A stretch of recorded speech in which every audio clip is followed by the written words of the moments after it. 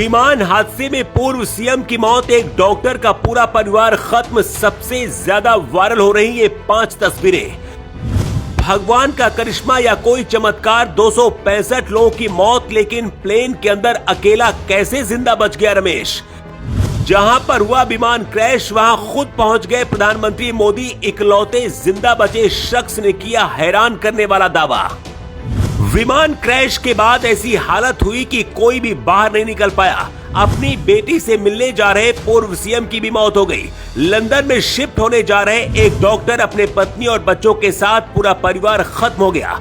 Plane का pilot और air hostess भी नहीं बची, लेकिन प्लेन में बैठा एक शख्स रमेश कैसे बच गया। लोग इसे भगवान का चमत्कार और करिश्मा बता रहे हैं, लेकिन रमेश ने जो बताया है, जो खुलासा किया है, वो बहुत हैरान करने वाला है।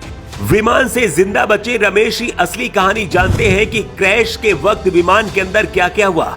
आखिर वो कौन सी टेक्निक थी जिसकी वजह से रमेश ने अपने आप को बचा लिया। लेकिन उससे पहले उन 5 तस्वीरों की बात करते हैं जिनकी सबसे ज्यादा चर्चा हो रही है। ये पहली तस्वीर डॉक्टर प्रतीक जोशी की है। प्रतीक अपनी पत्नी और बच्चों के साथ लंदन जा रहे थे। हादसे से 2 मिनट पहले प्रतीक ने अपने परिवार के साथ सेल्फी ली थी और कुछ सेकंड बाद प्लेन क्रैश हो गया। इस प्लेन में गुजरात के पूर्व मुख्यमंत्री विजय रूपाणी भी थे, जो लंदन अपनी बेटी और पत्नी से मिलने जा रहे थे। इसी तरह से बाकी परिवारों की कहानियां भी हैं, लेकिन इकलौते जिंदा बचे इस शख्स की कहानी सबसे अलग है। इस फ्लाइट से इकलौते जिंदा बचे रमेश विश्वास का परिवार ब्रिटेन में रहता है। रमेश विश्वास अपने भाई अजय के साथ इस फ्लाइट में सफर कर रहे थे।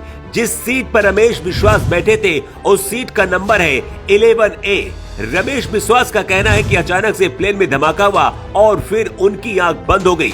जब आंख खुली तो मुझे लगा कि मैं मर गया, लेकिन मैं जिंदा था। रमेश विश्वास का कहना है कि चमत्कार है कि सिर्फ अकेला मैं बच गया। रमेश विश्वास जिस 11A सीट पर बैठे थे वो इमरजेंसी एग्जिट सीट थी। मतलब हादसे के वक्त ऐसा हो सकता है कि उनका दरवाजा खुल गया हो, जिससे रमेश को जिंदा बचने में मदद मिली, लेकिन उनके भाई अजय का अभी भी कोई अता पता नहीं है। इसी तरह से 8 साल पहले एक चमत्कार हुआ था। 18 मई 2018 को क्यूबाना डे एविएशन फ्लाइट 972 ने क्यूबा के जोस मार्टिन इंटरनेशनल एयरपोर्ट से उड़ान भरी थी। उड़ान भरने की कुछ ही समय बाद विमान क्रैश हो गया था। इस विमान में सभी क्रू मेंबर और पायलट सहित 113 यात्री सवार थे, जिनमें से 112 लोगों की मौत हो गई थी, लेकिन मिलन डियाज की जान बच गई थी। ये ठीक वैसे ही हुआ था जैसे एयर इंडिया की फ्लाइट से अहमदाबाद हादसे में रमेश जिंदा बचे। इसी तरह से 8 जुलाई 2003 को सूडान एयरवेज की फ्लाइट 139 ने सूडान के एयरपोर्ट सूडान से उड़ान भरी थी। विमान में 117 लोग सवार थे। हादसे में 116 लोगों की मौत हो गई थी और मोहम्मद अल फतेह नाम का 2 साल का एक बच्चा जिंदा बच गया था। शायद इसीलिए कहते हैं कि जिसकी जिंदगी में जो लिखा है वो होकर रहता है। 265 लोगों की मौत हो गई है। विमान का स्टाफ और पायलट भी जिंदा नहीं बचे, लेकिन रमेश खुद अपने पैरों पर खड़े होकर जिंदा बच गए। वो किसी चमत्कार से कम नहीं है। विमान हादसे के बाद सबसे पहले अमित शाह पहुंचे थे और अब खुद प्रधानमंत्री मोदी अहमदाबाद एयरपोर्ट पहुंचकर हालातों को देख रहे हैं। अभी तक इस बात का पता नहीं लग पाया है कि आखिर हादसे की वजह क्या थी। अमित शाह ने कहा कि हम इसकी जांच करा रहे हैं और बहुत जल्द जांच होने के बाद अगर किसी स्तर पर कमी पाई गई तो एयर इंडिया हो, बोइंग हो या फिर कोई और, कोई कार्रवाई से नहीं बचेगा।